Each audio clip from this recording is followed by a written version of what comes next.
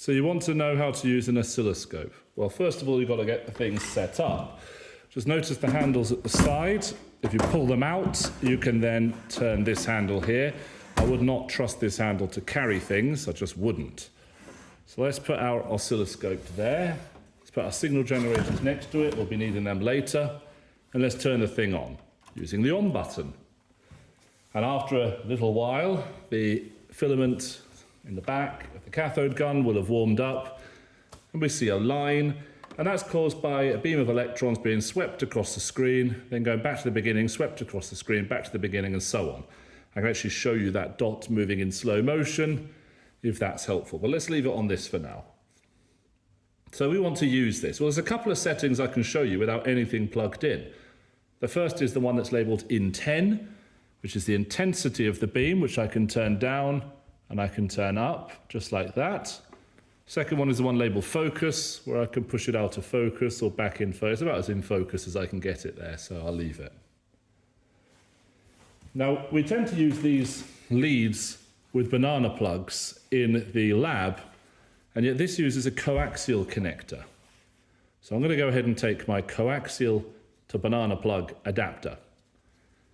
The outside bit is grounded, or at 0 volts, which is going to be that one. That one is going to be fed into the middle of the coaxial adapter. We use coax because the grounded bit around the outside acts a little bit like a shield, Faraday cage shield, to block electromagnetic noise. At least that's the theory. So there we go. I've got my two coaxial adapters. Take my lead, plug the positive one in there, and we need a signal. I'm going to go ahead and use the signal generator for that. Let's get another lead into the ground one there. So that one that's in the 0 volts, I'm going to connect to there on my signal generator, and this has got a huge resistance, so I can just bang it in the high impedance hole. It doesn't matter which hole I use actually, because no current's going to be pulled through this. This is just a voltmeter, that's all this is, a voltmeter, but a voltmeter with a time axis. So let's turn on our signal generator. There we go. We've got ourselves our nice little waveform. And, as you'd expect, higher frequency from the signal generator, smaller time period on the oscilloscope screen. That's not wavelength, that's time period, because the x-axis here is time. And I can reduce the amplitude. It's a bit noisy, that pot there, but I can reduce the amplitude and increase the amplitude. That's the maximum and minimum, well, the maximum positive and the maximum negative potential of this hole here. It's making an annoying whistling noise. It's going to drive me mad.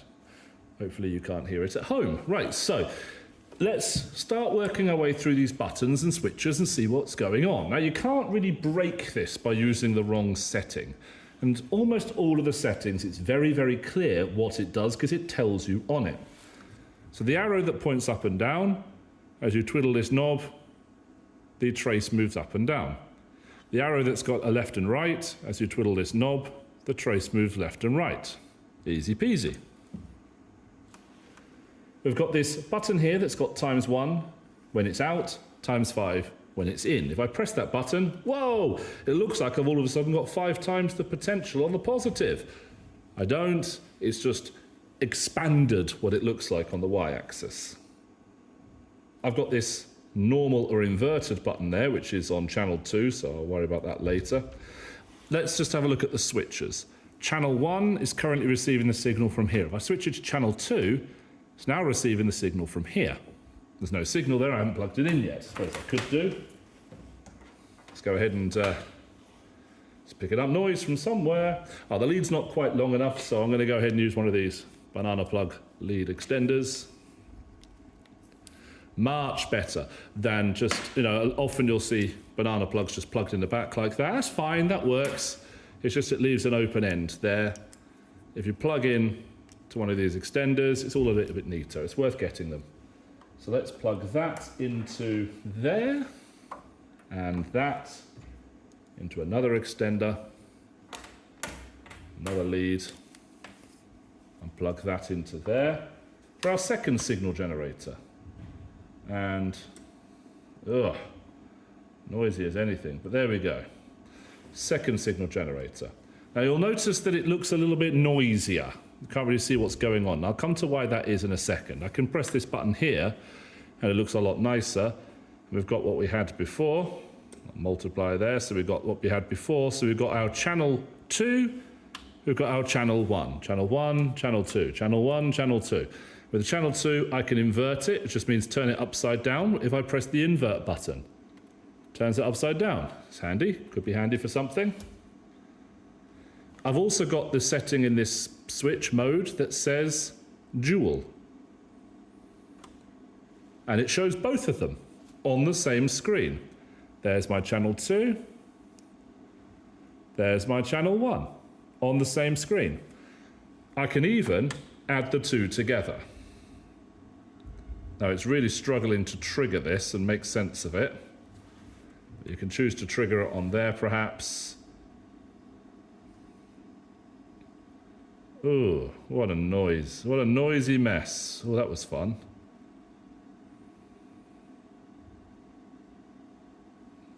Noisy, noisy mess.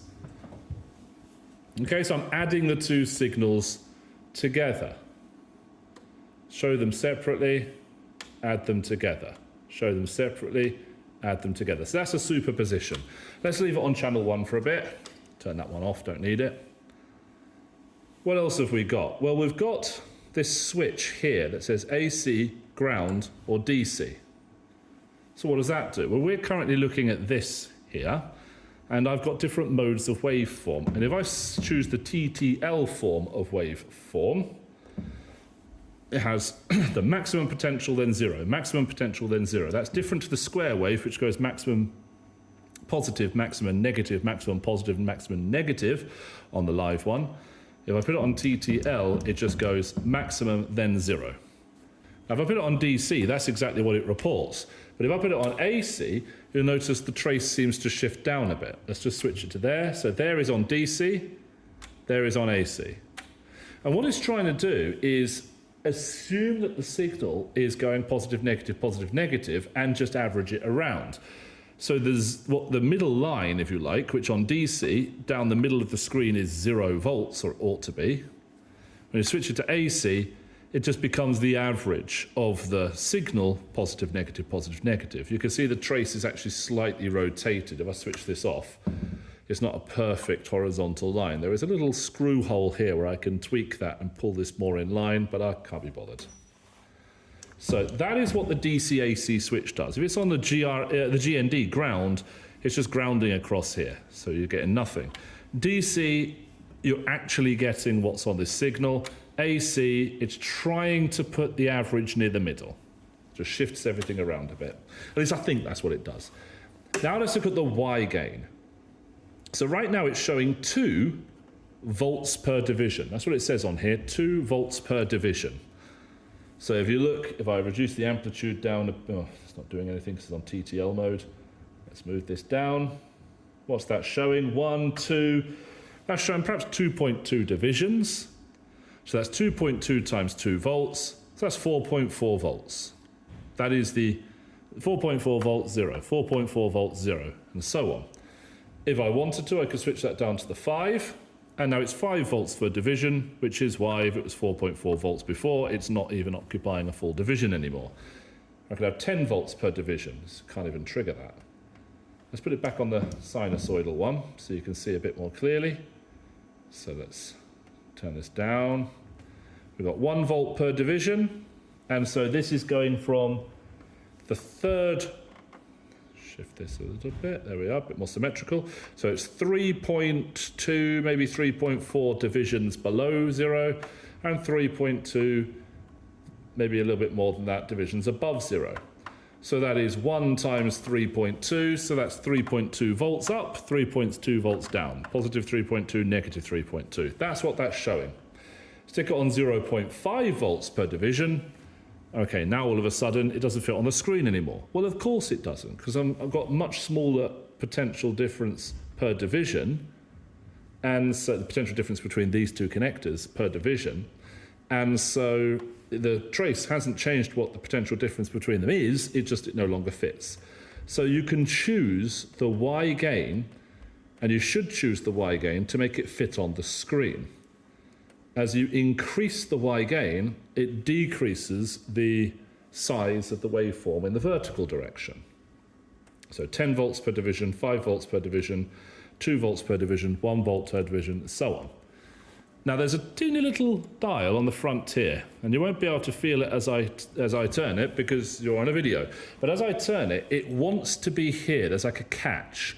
If I turn it like this, it smoothly rotates all the way around here, and then when it gets fully round anti-clockwise, it kind of just judders into place. That's calibrated at that point there. So if I'm on 1 volt per division, but it doesn't quite fit, and I've got some reference voltage that I'm calibrating to, I can manually tweak the calibration, increasing the gain above 1 volt per division so that the trace goes down just a bit. So I'm not limited to these settings, but they're calibrated for these settings. So if I use anything else, I've got to have a reference that I can calibrate something on the screen to. I won't know what that means, you see.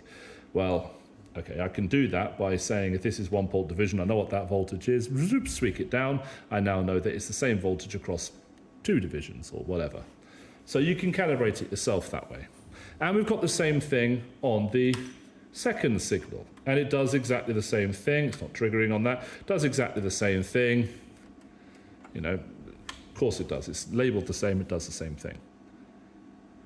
So now we need to talk about the time base. The time base is over here on this oscilloscope. It says time per division. Right now it's on 0.1 milliseconds. So each big square horizontally is 0.1 milliseconds. So we can use that to determine the time period. So a wave has both a down part and an up part. I could shift the wave so that it's symmetrical as much as I can here and passes straight through the middle there. And then I can go, okay, 1, 2, that's 1 full wave there. That is 2.7, let's do some interpolation, 2.7 divisions. And it's 0.1 milliseconds per division. So it's 0.27 millisecond time period. Right, 2.7 divisions, only 1.7. I couldn't remember the numbers. Numbers are hard.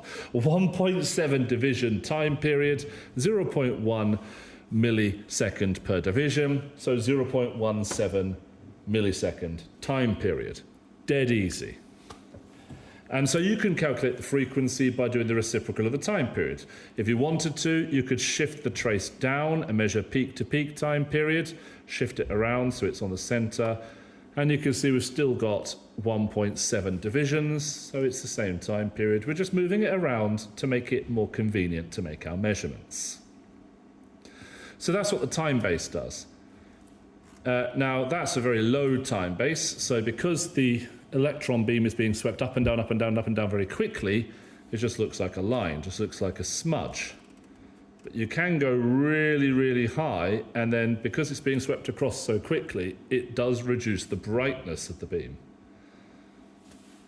What else do we have? Well, we've got a times 10 button. And just like the times 5 over here for the Y gain, times 10 increases the amount of time per division by a factor of 10. We've also got the slope, which is to do with trigger, so I'll talk about that in a minute. We've got the calibration here, so right now it's calibrated to this dial here, but if we want to use the variable time, just like, I mean, when I press this button right now, you'll notice it doesn't really move, it shouldn't move at all, but just like the little knobs on the front of the Y gains, there's a little knob here, but rather than putting it on here, for some reason it's all the way up here. So when you press var, you can use the variable one, and you can reduce it continuously. But again, you'd have to have some reference signal if you want to make any measurements from that. Or you can just leave it on cal, that doesn't do anything because it's using the calibrated dial.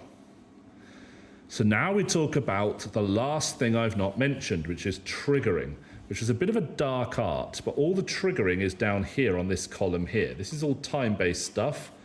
This is all Y-gain stuff. And this bit down here is triggering. Now, right now, it is triggering, or it should be triggering, on 0. So if I move it so you can see the beginning of the trace, What it does is it starts when the trace is going up, increasing potential, and it's on 0. It draws till it gets to the end of its trace, and then it just holds back and waits and starts drawing again the next time the value is 0 and increasing. Now I could press this button and it'll wait until it's 0 and decreasing before it starts again.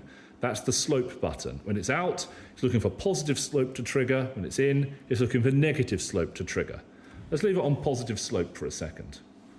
The trigger level, at the moment it's on 0, near enough 0, I can increase it so it triggers on higher values, so it starts when it gets to a higher value and increasing, and I can push it so it starts triggering at a lower value and increasing. So the trigger level, plus minus, is just the value on the y-axis that it waits for before it starts drawing the next trace. And that's it. Now, if you push the value too high, it doesn't trigger because it never gets to that value. It doesn't wait forever. It draws it again and again and again. It never triggers, and you end up with that.